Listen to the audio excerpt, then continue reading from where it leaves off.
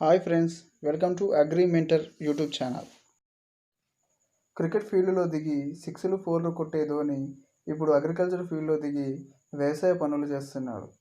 అవునండి, అందుకోసం మహేంద్ర ట్రాక్టర్ కూడా కొన్నాడు. ధోనికి రాంచీలో 40 నుంచి 50 ఎకరాల పొలం ఉంది. అందులో సేంద్రియ వ్యవసాయం మొదలుపెట్టాడు. పొలంలో ధోని పపాయ, అరటి సాగు చేస్తున్నాడు. ఇది మొదలుకొని ధోని నియో గ్లోబల్ పేరుతో సొంత సేంద్రియ ఎరువుల బ్రాండ్ని మార్కెట్లోకి తీసుకురావాలనుకుంటున్నాడు. ధోనికి మామూలుగా జనాలు ఫ్యాన్సే ఫాలో కాకుండా సెలబ్రిటీలు కూడా ఫాలో అవుతుంటారు. ధోని ఇలా ఆర్గానిక్ ఫార్మింగ్ చేయడం ఎంతో మంచి విషయంగా మనం చెప్పుకోవచ్చు. बिना ट्रैक्टर के तो इसका कोई काम नहीं है। तो बेसिकली आपका सेल्स पर्सन हो गया जो ट्रैक्टर